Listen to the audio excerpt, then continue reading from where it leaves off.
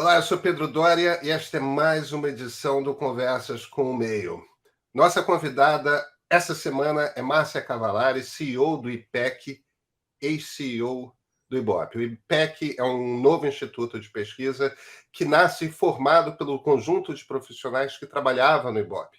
E se a gente leva em consideração que o IBOP já fazia pesquisas de opinião antes da ditadura militar, pois são décadas e décadas e décadas e décadas de experiência. A gente está falando essencialmente de uma equipe que tem essa qualidade de histórico, esse nível de experiência na atividade de medir e acompanhar a opinião pública do brasileiro. O IPEC não tem realizado pesquisas públicas, isso começa a partir de agosto, mas tem, evidentemente, feito uma série de pesquisas internamente e, portanto, eles estão acompanhando os números de todas as novas pesquisas que surgem e, ao mesmo tempo, comparando com as deles. Na semana passada, o Datafolha divulgou uma pesquisa em que mostra claramente a possibilidade de o ex-presidente Lula se eleger no primeiro turno. Eu queria conversar com a Márcia para entender, primeiro, na percepção dela, isso é uma possibilidade real? Quão cedo está? O que a gente tem que prestar atenção quando a gente olha para as pesquisas? O que numa eleição tão divisiva quanto essa, tão polarizada quanto essa, os números dizem a respeito das chances de uma terceira candidatura? Talvez Ciro Gomes, talvez Simone Tebet, talvez outra pessoa, poder chegar ao segundo turno. Como é que está o desenho nesse momento e que leituras a gente pode fazer? Como que a gente tem que olhar para essas pesquisas? Com vocês, Márcia Cavallari.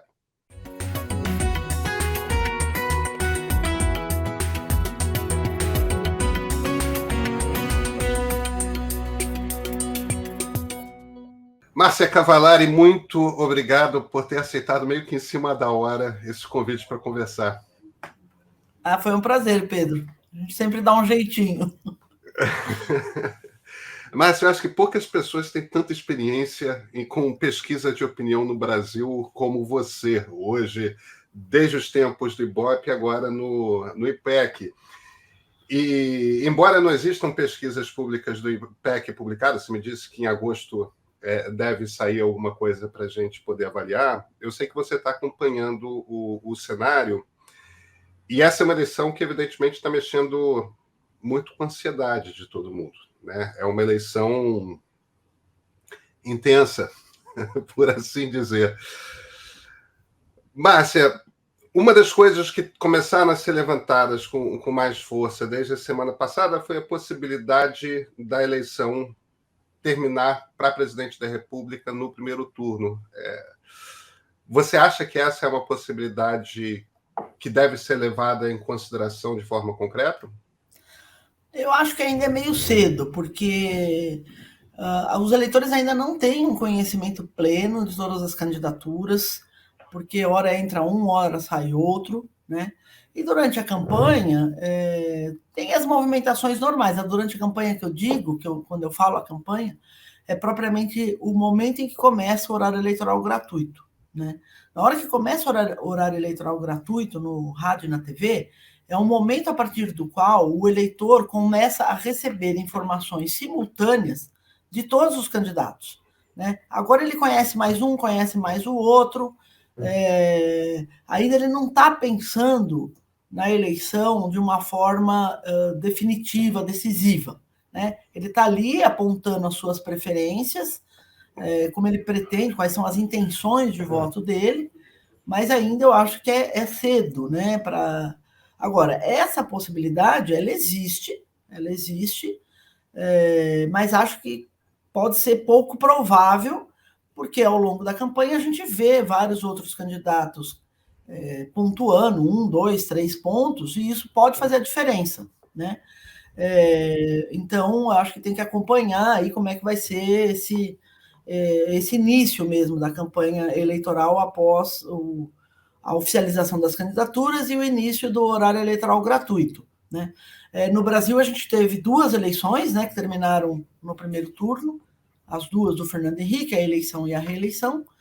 As demais todas nós tivemos 2 turnos. A quantidade de candidatos também influencia nisso, né? Quanto menos candidatos tem, aumenta essa probabilidade de poder terminar num primeiro turno quando você tem uma situação bem polarizada como a gente está tendo agora, nesse momento.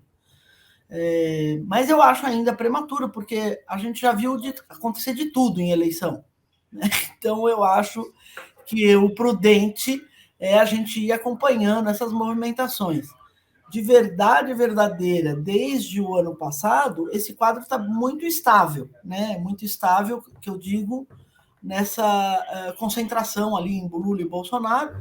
Entraram outros candidatos, saíram, mas esse patamar deles permanece ali. Outro ponto que eu acho importante é que, normalmente, o que a gente vê durante uma campanha eleitoral é o incumbente que concorre à reeleição consegue melhorar um pouco a sua avaliação durante a comunicação da campanha. É uma comunicação mais focada, mais frequente. Então, é comum a gente ver também o incumbente conseguir, dependendo da eficácia da comunicação, conseguir melhorar a sua avaliação. Isso também é um dificultador para que a eleição possa terminar no primeiro turno. Só lembrando disso, por exemplo, a Dilma, na reeleição da Dilma em 2014, ela conseguiu melhorar 10 pontos percentuais a avaliação ótima e boa dela durante a campanha eleitoral, né? Então, é comum a gente ver esse tipo de movimentação durante a campanha, por isso eu acho que ainda é prematuro a gente atribuir probabilidades de terminar no primeiro turno ou ir para o segundo turno.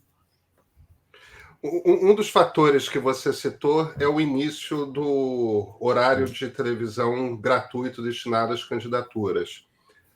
A eleição de 2018 foi uma eleição ímpar e a maior parte dos analistas olharam para o horário gratuito e falaram: olha, não mexeu o pêndulo, não mexeu a agulha. E essa foi uma eleição essencialmente digital. É verdade que o presidente Jair Bolsonaro dessa vez vai ter uma quantidade de televisão muito maior do que a que ele teve, porque o PL, bem ou mal, tem uma bancada relevante na Câmara e tudo mais. Mas para essa dúvida, né, Márcia? Você acha que 2018 foi um ponto fora da curva e televisão volta a fazer diferença ou ainda é cedo para dizer? Então, eu acho que a televisão, o horário da televisão é um marco da campanha. É a hora que as pessoas falam, começou a campanha eleitoral. Não estou nem dizendo que teve audiência alta ou não, mas é a hora que é um marco que fala, agora teremos eleições e os candidatos são esses. Então, mesmo que as pessoas não assistam o horário eleitoral, as conversas ficam mais frequentes, seja na rede social, nos grupos de WhatsApp, entre as pessoas, né? É um marco, é uma hora que as pessoas param para olhar quem são de fato os candidatos, né? Não digo que elas vão ficar assistindo o horário durante o período inteiro, mas eu acho que a primeira semana é um marco e a última semana também, porque ela presta atenção ali naquela primeira semana, tem conhecimento de quem são os candidatos, começam os debates, né, entre os candidatos, e na última semana ela meio que assiste ali o fechamento da campanha de cada um, né? Então, acho que, independente de tempo que cada um tem ou não, e se as pessoas assistiram ou não, é um marco, é um momento onde que as pessoas começam a prestar atenção na questão eleitoral. Hoje, elas não estão pensando ainda na eleição, apesar de tudo o que está acontecendo, as pesquisas sendo divulgadas, elas estão buscando ali a sua sobrevivência. Como é que eu vou viver, né? E na hora que o início do horário eleitoral, eu acho que é um marco, independente se é o tempo de televisão, se é quanto que assistiu, quanto que não assistiu. As discussões vão ficar mais efervescentes, né, nas próprias redes sociais. E tudo que tem numa campanha, tudo que existe numa campanha é informação, né? Seja ela de onde vier. Então, se é do horário eleitoral gratuito, se é da mídia, o que a mídia fala de um candidato ou outro, dos debates, as próprias pesquisas, tudo isso são informações que o eleitor daí começa a prestar atenção para a tomada de decisão de voto, né? Importante também falar que a gente tem visto cada vez mais uma decisão tardia de voto, né? O eleitor ele decide de forma mais definitiva no final da campanha, né? Então, seja porque ele espera acontecerem todos esses marcos da campanha, os debates, o horário eleitoral, para daí bater o martelo no voto dele mesmo, né? Ele fica esperando até a última hora, ver se o candidato vai sair bem no debate, se não vai sair aparecer nenhuma denúncia contra o candidato. Então, essa decisão ela acaba sendo mais tardia, né? Na eleição de 2018, 46% dos entrevistados decidiram o seu voto de forma definitiva na última semana, sendo que 13% declararam que decidiram no dia da eleição de forma definitiva. Então, o que a gente mede são as preferências iniciais ali, né? As intenções. O que a gente mede, na verdade, é uma atitude, e o voto é um comportamento. O voto é um comportamento. Ele foi e se comportou daquela forma. O que a gente mede é atitude. Então, são intenções, o que não quer dizer que a pesquisa que está sendo divulgada hoje, agora, é uma projeção do que vai acontecer no futuro, né? É importante a gente dizer que a pesquisa é um diagnóstico deste momento. Hoje, as pessoas estão pensando dessa forma, e essa forma que elas estão pensando podem ou não virar um comportamento futuro. Mas a pesquisa não está medindo o comportamento, ela está medindo uma atitude, né? Então, é importante, porque é comum a gente ver, né? As pesquisas erraram. Não, a pesquisa está mostrando ali o diagnóstico ali daquele momento, né? É a fotografia, não o filme, né? No a sequência das pesquisas, né? Quando a gente começa a divulgar uma atrás da outra, numa sequência, o que a gente consegue ver é uma curva de tendência. E, via de regra, o resultado oficial de uma eleição acaba como se fosse sendo um ponto adicional nessa curva de tendência. Porque quando a gente está fazendo a pesquisa,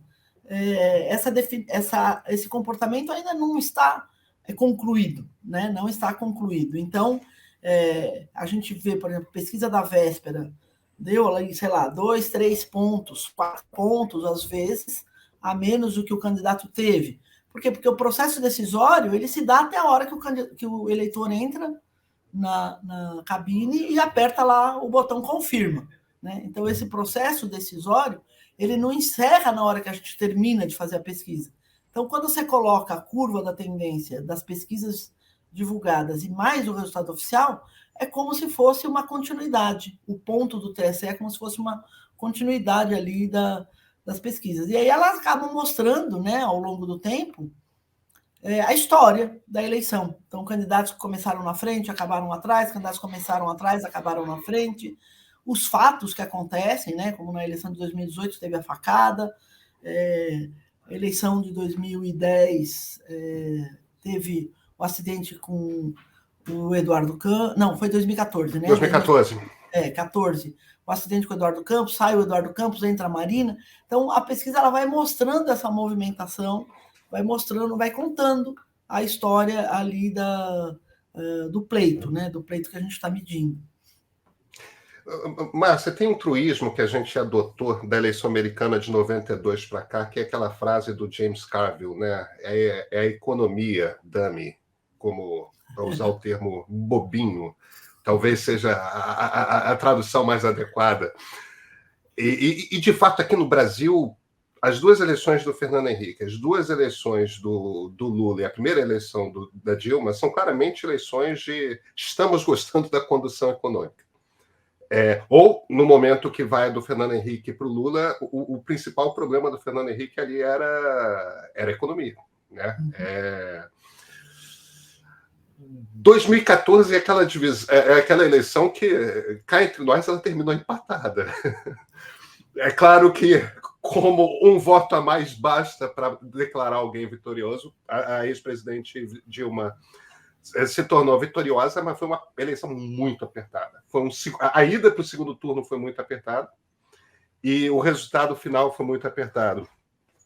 E 18 essa eleição da raiva, talvez, ou não sei exatamente que emoção botar ali, mas é uma eleição diferente.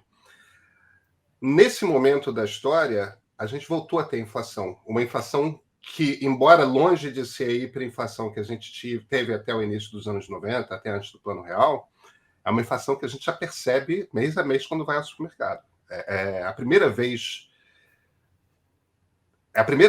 desde o real que a gente sente a inflação. Você acha que aquela frase do James Carville ainda está valendo? É a economia que define a eleição? É esse o ponto-chave para se observar?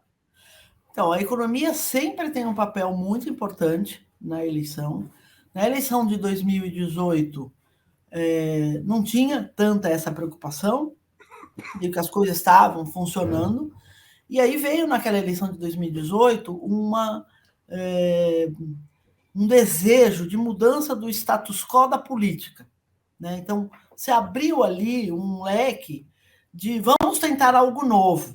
Né? O Brasil tem que avançar, vamos tentar algo novo. E aí, naquela eleição, por exemplo, um dos. Eu monitoro, já lá na época do Ibope, estou monitorando agora aqui no IPEC, eu continuo monitorando aqui no IPEC a questão dos problemas, né, dos principais problemas do país. E você vê o seguinte, que na eleição de 2018, 40% naquele momento citavam a corrupção como um dos principais problemas do Brasil. Hoje, frente a tantos outros problemas, a corrupção perde força.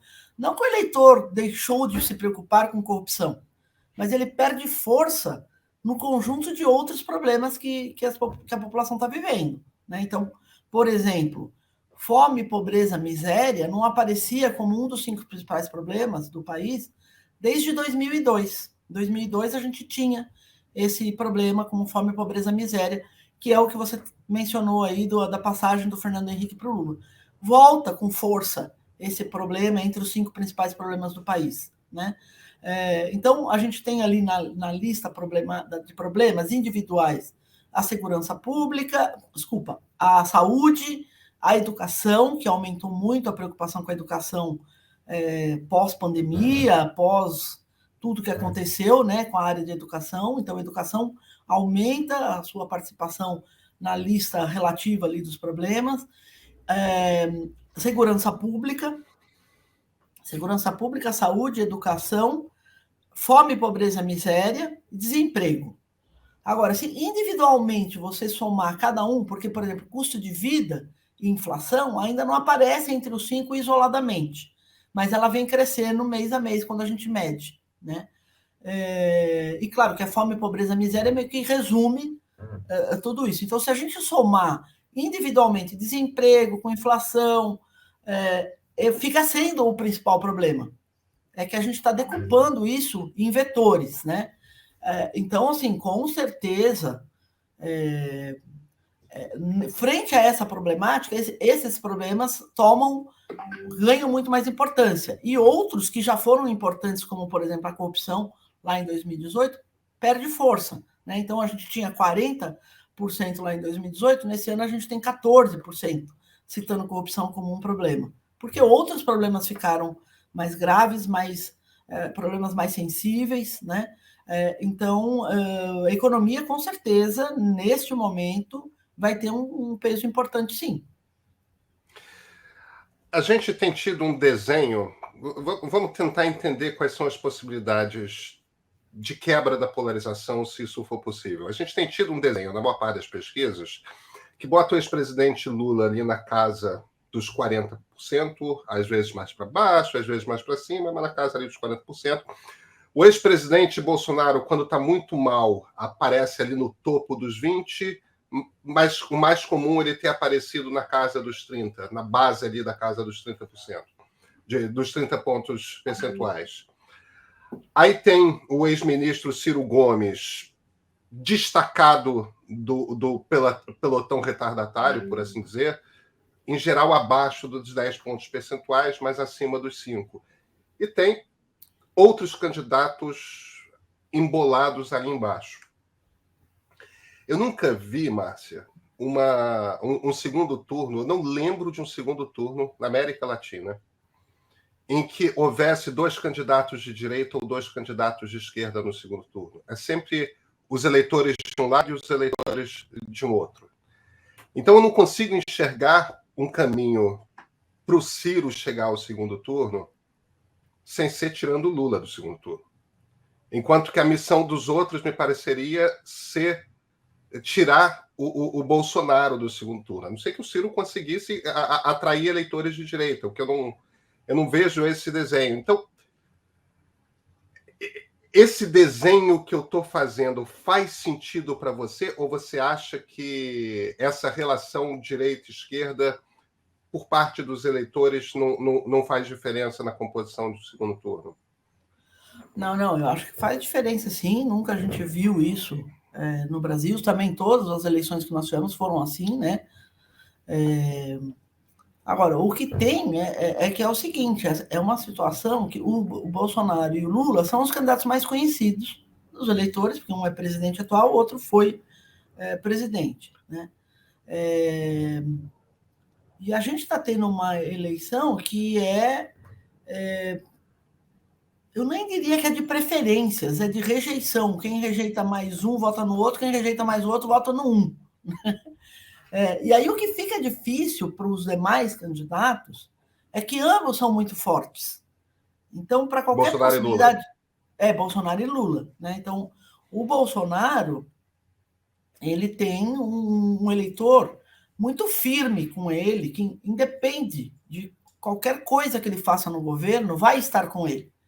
Esse eleitor não sai dele por uma avaliação que faça do governo, por uma avaliação do que ele fez, como ele fez a gestão da pandemia, né? É um eleitor que está fechado ali com ele e é um contingente significativo.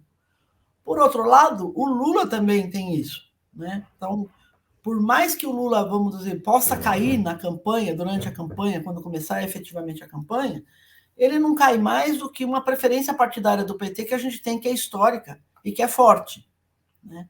Então, o desafio que se coloca para outro candidato é conseguir... Desculpa, só essa preferência está na casa dos 30 pontos percentuais. Sim, isso, 30, 31, 32, né? Que é o histórico. Já teve vezes mais baixo, 25, tal, mas ela está de novo num patamar mais alto do PT, historicamente falando. Então, por mais que o Lula possa cair durante a campanha, em função do que ocorra na campanha, ele vai ter um piso ali para cair. Ele não vai cair mais do que isso, porque tem uma preferência partidária muito forte, né? E o Bolsonaro também tem um eleitorado muito forte, que independe se a economia vai melhorar ou não vai, o que vai acontecer no governo dele daqui para frente.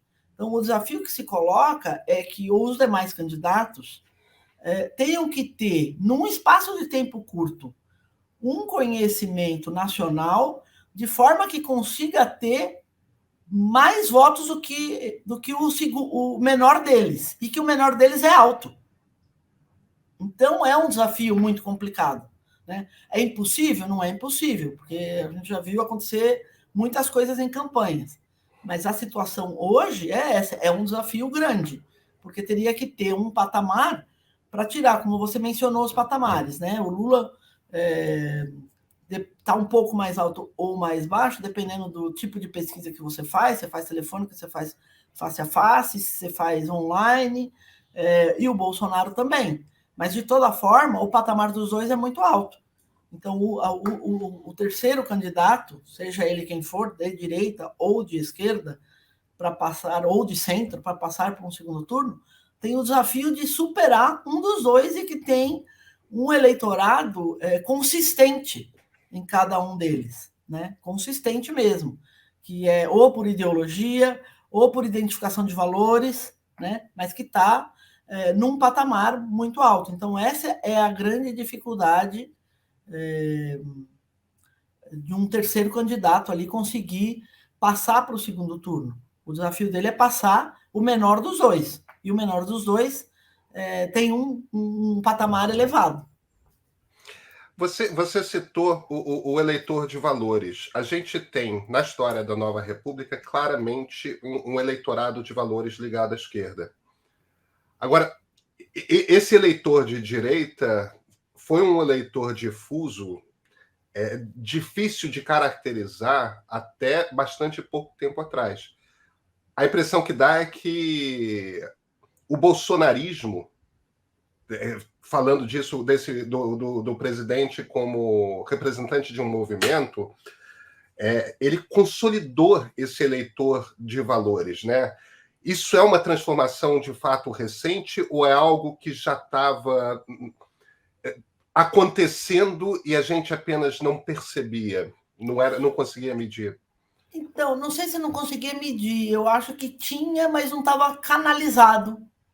Eu acho que existia de uma forma difusa e que a campanha do Bolsonaro colocou todo mundo junto, né? E que é um segmento significativo mesmo. Assim, eu diria que a gente tem 30% dos eleitores, num estudo que nós fizemos lá de segmentação, 30% de eleitores que se encaixam nessa questão de valores mais da direita, né? Então, eu acho que existia, sempre esteve ali, de uma forma latente, e que a campanha do Bolsonaro botou todo mundo junto. Então, agora, botou todo mundo, deu identidade, né? Deu força, deu voz. E aí, agora, a gente tem essa condição de entender melhor esse perfil e entender o seu tamanho, porque as pessoas estão se manifestando mais em relação a isso, né? Seja porque encontraram um canal de manifestação através da candidatura do Bolsonaro, né? E que antes talvez não se posicionassem tanto, mas que agora eu acho que está consolidado mesmo. Eu acho que foi um movimento que aconteceu e que consolidou esse movimento. O eleitorado de direita corresponde, então, a aproximadamente 30% do eleitorado. O tamanho do eleitorado de esquerda qual é? Olha, nessa análise que eu fiz, a gente tem nos extremos, que eu nem diria ser esquerda e direita, porque essa análise que a gente fez era uma análise de valores mesmo, culturais, políticos, econômicos, costumes e tal. Era só valores, nem mexia nada com política, com voto. Né?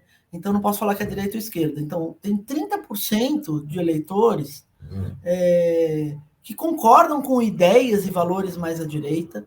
Tem 26%. Que seriam ideias como, por exemplo, o quê?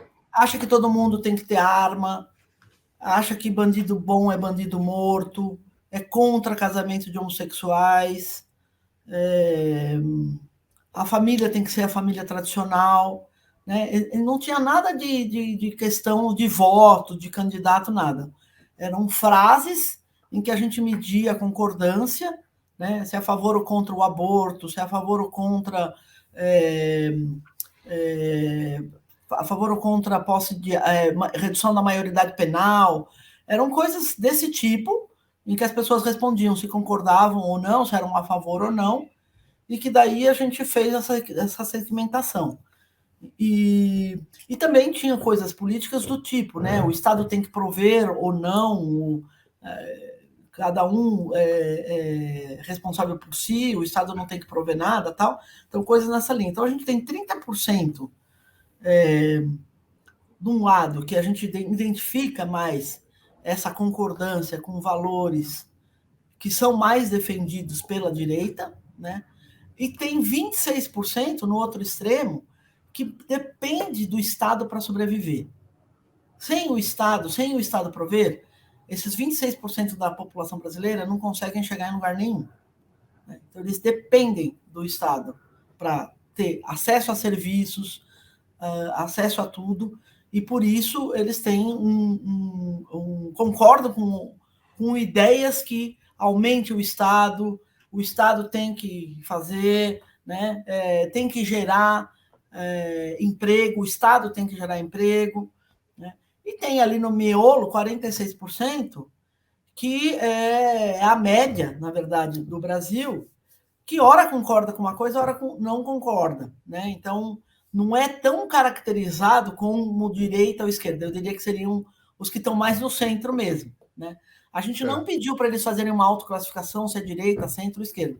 Foi esses tamanhos desses grupos, eles foram oriundos de um conjunto de respostas relacionados a esses valores culturais, econômicos, políticos e tal, e que geraram esses 3 grupos, né?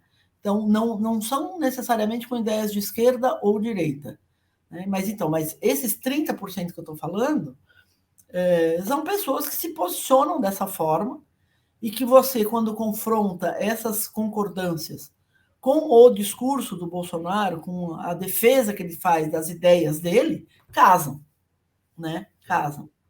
Então, a gente tem 30% no Brasil de eleitores que, independe do que o Bolsonaro fizer em termos de gestão, estão fechados com ele nessa questão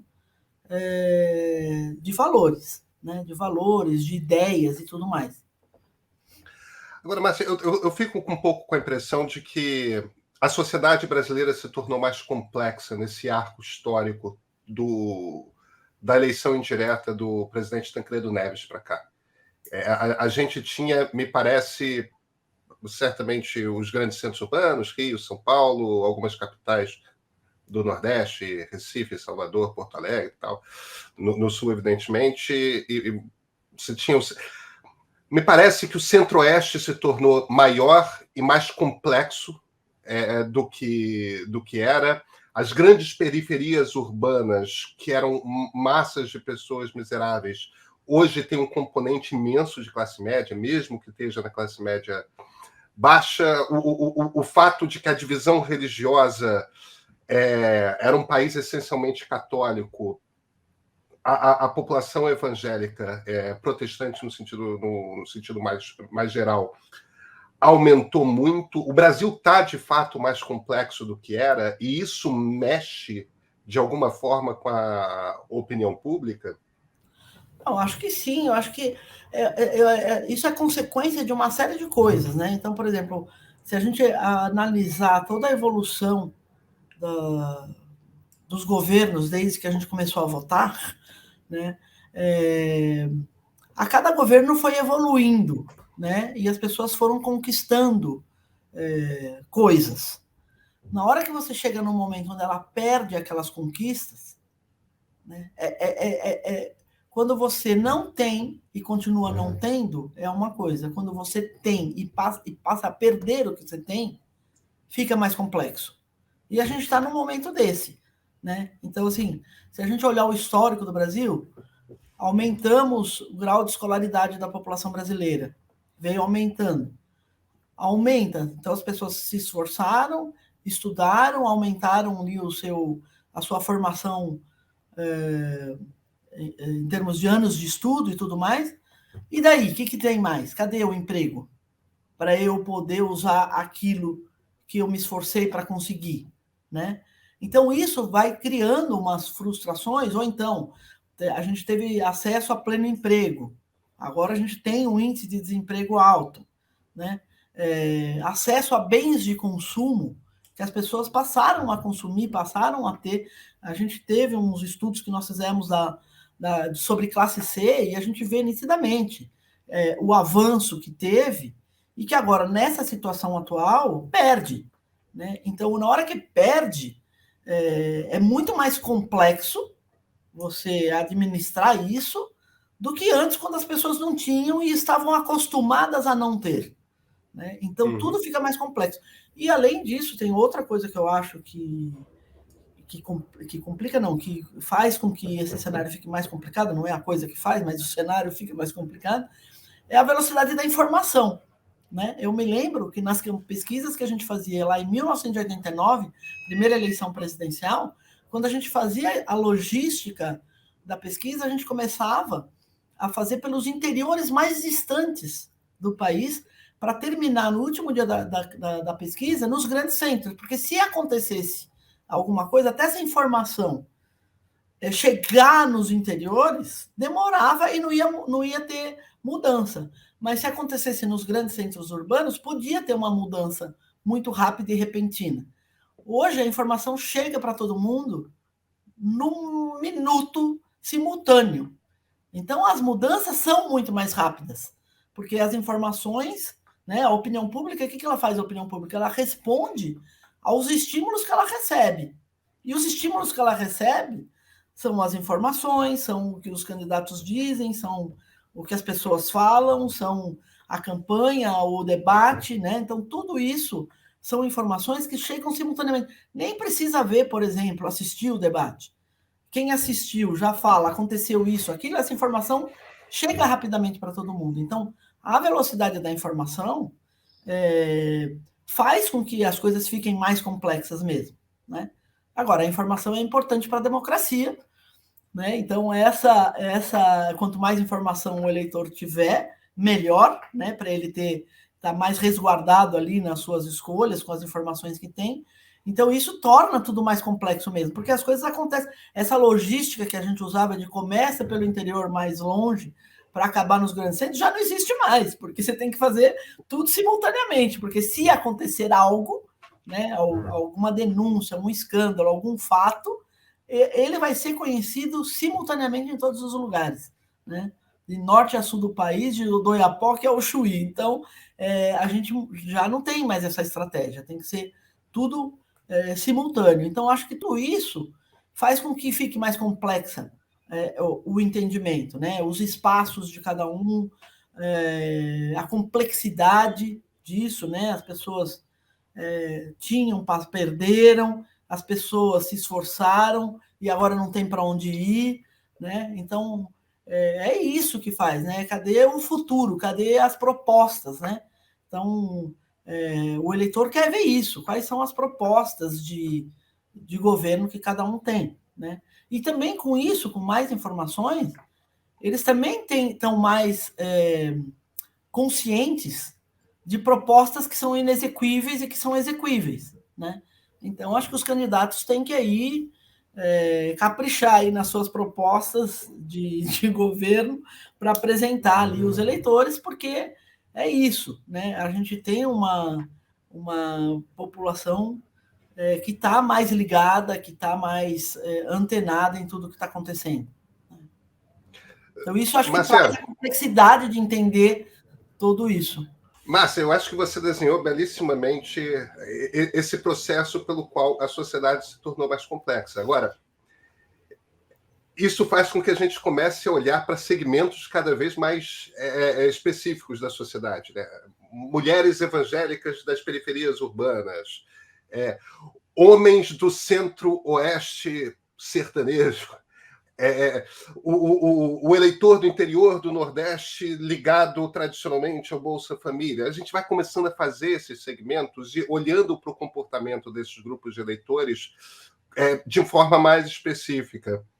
Nessa eleição, quais te parecem são os segmentos nos quais a gente tem de prestar atenção por terem um comportamento pendular? Podem ir tanto para um lado quanto para o outro da polarização, isso pode vir a definir o pleito. Para quem que a gente tem que olhar com mais atenção, Márcia? Então, eu acho que os segmentos que mais pesam, em termos de peso proporcional mesmo, eles acabam impactando mais, né, nos resultados, né? Então, a gente tem a região sudeste como um todo, né, porque ela não tem uma clareza. O conjunto dos estados do Sudeste não tem uma clareza como, por exemplo, os conjunto dos estados do Nordeste, você tem uma clareza do que pensam ali, de como é isso, independente de segmentos específicos, né? A gente tem visto nas últimas eleições, desde a eleição de 2006, a gente tem visto clivagem social e regional forte, né? Então, na eleição de 2006 teve uma clivagem social forte, na de 2010 também foi uma clivagem social forte. Na de 2014 teve uma clivagem social, mas entrou uma clivagem regional também, né? E na de 18 também teve uma clivagem regional e social, né? E acho que nessa também a gente vai ter social e regional. Então, por exemplo, a região sudeste, que tem os 3 maiores colégios eleitorais, São Paulo, Rio e Minas, é importante a gente ver o que está acontecendo nesses segmentos e como que eles estão. mulheres, que são a maioria do eleitorado, né? 53% das mulheres, dos eleitores são mulheres. Então, esse segmento evangélico, ele vem crescendo, como você disse, a gente tem uma estimativa do tamanho dos evangélicos no país, porque sem o censo a gente não tem qual é a proporção real do Brasil. Então, o que nós, institutos, fazemos é estimar a proporção de evangélicos a partir do controle de outras variáveis. Então, a religião acaba sendo um resultado da pesquisa, e que sistematicamente você vai vendo aquele resultado, então você consegue estimar ali o tamanho dos evangélicos protestantes no conjunto do país. Porque se você for olhar lá o censo de 2010, 20% da população brasileira se declaravam evangélicos e protestantes. Hoje as pesquisas mostram 28, 27, 29. Né? São estimativas através de outras variáveis que a gente controla nas nossas amostras. Né? Então, é um segmento ali que tem um comportamento bem específico, né? E que tem um peso significativo, que a gente está falando que é quase 30%, né? O Sudeste é 43%, as mulheres 53%. Agora, esses segmentos mais cruzados, como você mencionou, né? Homens, jovens da periferia, dos grandes centros, isso fica mais complicado de a gente ver na pesquisa por conta do tamanho das amostras. Né? Porque quanto mais você segmenta a amostra nesses segmentos cruzados, menor fica o tamanho da amostra e maior fica a margem de erro de análise desses segmentos. Né? Então, acho que os macro segmentos, eu diria que seriam ali as mulheres, os evangélicos, a região sudeste. Você mencionou o centro-oeste, né? Mas o centro-oeste como um todo, ele pode ter, é claro, um comportamento bem diferente do resto, mas ele acaba pesando 7% do eleitorado do Brasil como um todo. Né? Então, eu acho que aqueles segmentos que têm um peso maior acabam impactando mais em qualquer mudança de resultado. Então, eu acho que é importante monitorar São Paulo, monitorar Rio, Belo Horizonte, Minas Gerais, as mulheres, os evangélicos, né? A população que se autodeclara parda e preta, que é uma autodeclaração, que é a maioria da população brasileira também. Então, eu ficaria nesses segmentos. E também porque a gente não tem, por exemplo, na região sudeste, não tem uma tendência ainda para um ou para outro. Né? A gente tem, o Lula está na frente, ainda na região sudeste, mas está meio que refletindo o total do Brasil ali ainda. Né? Não tem uma mudança de resultado como a gente tem, por exemplo, no Nordeste, onde o Lula tem muito mais votos do que o restante do Brasil. Né? Márcia, minha última pergunta.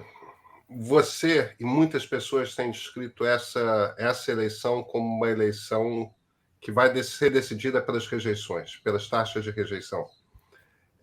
Ou ao menos que este fator, esse número em particular, é um dos números chaves para a gente olhar a pesquisa nesse momento de história em que a gente está. Isso é muito diferente do que foram eleições passadas. E quando você fala de taxas de rejeição, por que isso é importante de repente? Estamos nos odiando? Esse é o traço? Não, então, a rejeição até é importante explicar, né? Existem duas formas de medir a rejeição e elas são publicadas e às vezes pode ficar confuso. Uma rejeição que é mais fácil de ser divulgada é aquela que você pergunta se a eleição fosse hoje, os candidatos fossem esses, em quais deles você não votaria de jeito nenhum. Então, o eleitor recebe lá o disco com todos os nomes, fala, não votaria nesse, não votaria nesse, nesse, nesse. Né? Então, essa é a rejeição múltipla que a gente chama. E tem uma outra que é feita individualmente para cada um, que é em relação ao candidato A. Você diria que com certeza votaria, poderia votar ou não votaria de jeito nenhum, ou não conhece o suficiente ainda para dizer, por exemplo. Né? Então, essa pergunta não dá para fazer um ranking de rejeições, né? Porque ela é feita individual e não comparativamente. ele não sabe quem mais eu vou perguntar para ele quando eu estou perguntando individualmente sobre um candidato. Né? Na outra, não, ele tem ali todos os candidatos e ele escolhe. Então, tem um ranking ali de rejeição na rejeição múltipla. E eu diria que essa do individual é como se fosse o capital político de cada um. Quer dizer, o que ele conseguiu conquistar ao longo da sua carreira política. E aí, quando eu pergunto individualmente sobre ele, esse potencial de voto, essa rejeição estão ali. O que é importante a gente dizer é que as rejeições elas não são fixas. Elas vão mudando também durante a campanha, assim como muda a intenção de voto, também muda a rejeição, né? Conforme, que é aquilo que eu disse, a opinião pública responde aos estímulos que recebe, né?